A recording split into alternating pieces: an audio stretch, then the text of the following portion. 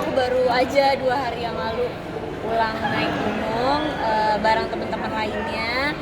Tapi selain naik gunung ada misi yang lain juga. Kita naik gunung, selain naik gunung kita benar-benar mengutamakan untuk tidak membuang sampah sembarangan. Jadi selagi kita punya sampah, kita bawa sampah kita, lalu kita bawa turun, terus kita buang pada saat kita turun gitu. Jadi gak meninggalkan sampah sedikit pun di sana. Sampai menanam pohon juga. Ya, aku menanam pohon juga di jalur pendakian Merbabu Selo gitu. Jadi sebelum naik tuh kita menanam pohon sama Menteri Kehutanan dan juga dari WWF, National Geography dan juga teman-teman lainnya. Gimana Kak melihat Tantangannya sendiri ketika kamu punya hobi baru ini seperti apa sih? Sebenarnya itu bukan hobi baru, jadi emang aku udah 4 tahun ini menggeluti bidang olahraga naik gunung, mendaki gunung. Jadi bukan hal baru lagi buat aku. Ini udah gunung ketiga. Yang pertama Papandayan, kedua Prau, ini Merbabu. Jadi ibaratnya pengalaman yang menantang, memicu adrenalin, tapi juga meninggalkan kesan dan pelajaran juga sih. Fisik yang kamu persiapkan untuk naik itu sendiri seperti apa? Oh, pasti persiapan fisik. Jadi sebelum naik gunung tuh aku biasanya sebulan tuh walaupun ada syuting, paginya pasti olahraga. Pulang syuting pastinya olahraga gitu. Misalnya treadmill atau misalnya kalau ada libur sedikit pun pasti lari, bulu tangkis atau sekarang lagi hits pedal gitu. Cuman ya balik lagi kalau misalnya naik gunung kan ya nggak walaupun kita udah persiapan fisik yang matang tetap aja kan pulang-pulang capek, ini makanya masih pincang kakinya gitu. Tapi ya nggak apa-apa ya, aku tetap karena aku ngelakuinnya dengan senang ya seru aja sih. Kak melihat keindahan Merbabu via Selo gimana? Katanya itu jalur terindah. Landai. Iya. Landai matamu. Jalur terindah juga katanya. Enggak, jalur indah dong gitu. Sebenarnya itu tergantung persepsi masing-masing dan tergantung fisik masing-masing gitu. Kebetulan aku itu aku emang persiapan gitu, tapi memang kurang matang karena dibarengi sama syuting juga gitu. Jadi aku rasa masih agak sedikit kurang. Jadi pada saat pos 4 Sabana 2 menuju puncak, aku tuh sempat mau menyerah. Bahkan kayaknya udah aku selesai aja ya di sini gitu. Tapi karena tekad yang kuat dan dorongan dari teman-teman yang lainnya dan kayaknya sayang aja ya gitu udah naik, tinggal dikit lagi puncak. Makanya aku langsung gas gitu. Walaupun udah hampir mau menyerah dan ini sekarang kaki aku terkilir dan besok ada jadwal fisioterapi karena ada cedera lutut gitu. Berapa jam nyampe puncak dari base camp? Kenapa gara-gara Karena kurang satu, makanya kalau mau naik gunung tuh persiapan emang harus matang banget. Jangan cuma sebulan, mungkin 2 bulan, 3 bulan kayaknya. Terus habis itu aku tuh terlalu excited, jadi terlalu buru-buru pada saat trekking dan juga ibaratnya kurang istirahat gitu.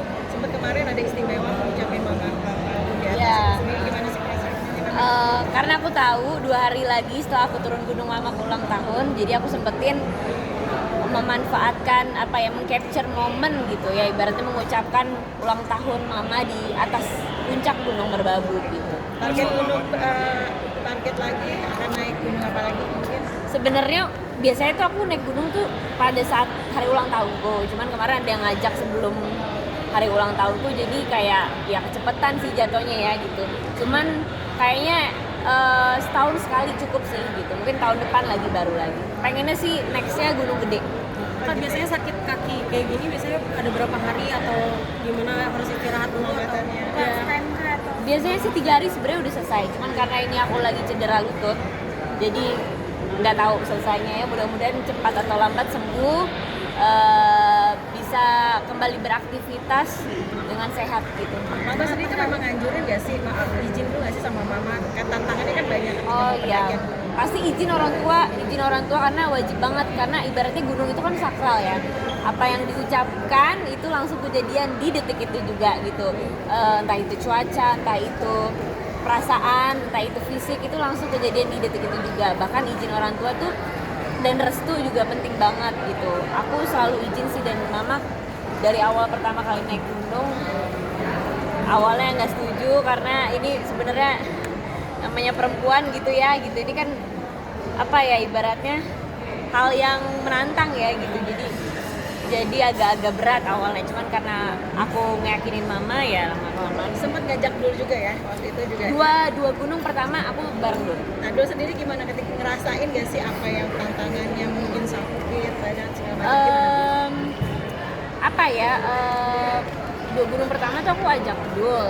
Cuman kalau kemarin nggak ngajak, udah ngajak tapi dia nggak bisa karena ulang tahun ayahnya. Tepat pada tanggal 26 Mei.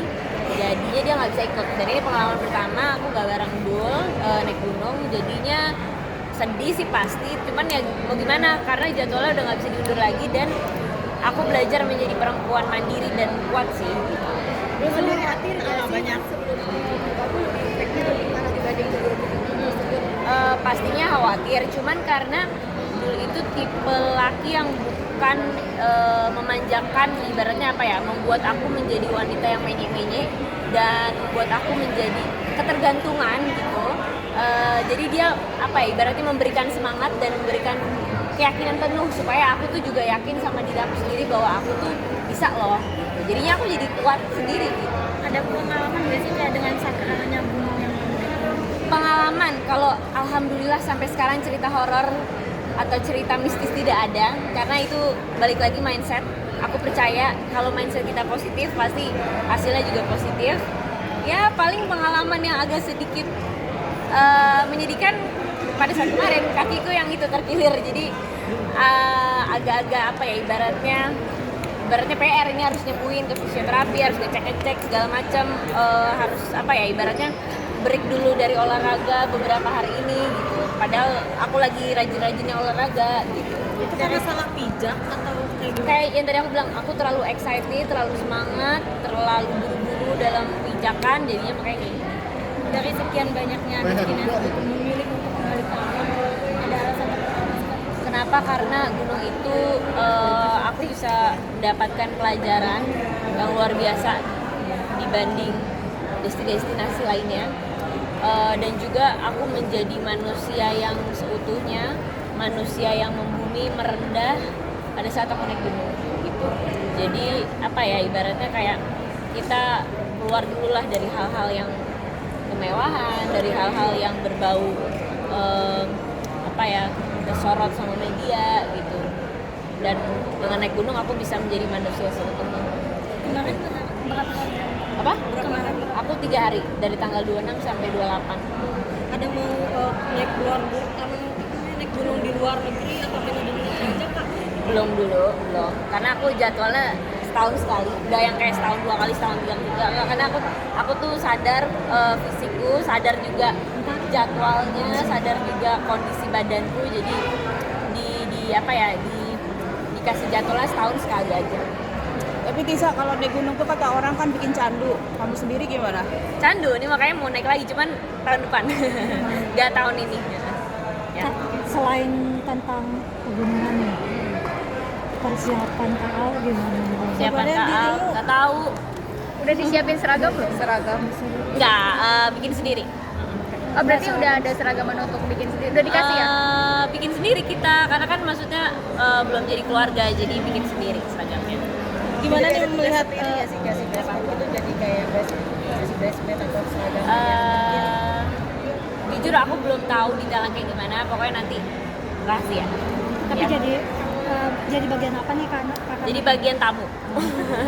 Tapi outfit yang kamu siapin seperti apa nantinya? Ada bisa di-spill nggak? Yang pastinya kebaya, ya kan, kebaya. Terus aku jadi tamu, terus aku datang, selebihnya rahasia. Kak ini kan Pak Dedani juga sempat bocorin ya bahwa pernikahan KKL nanti banyak bernuansa tradisional. Apalagi dari dirimu spill tadi akan menyiapkan baju kebaya, apakah memang benar kan? Kalau kebaya itu kan emang kayaknya pakaian wajib ya. Kalau kondangan tuh kayak semua orang pakai kebaya sih. Jadi ya kayaknya kebaya pakaian wajib mah. Nuansa warnanya sendiri. Warnanya menyebutnya sama. Rahasia. Udah ya, thank you semuanya. Terima kasih.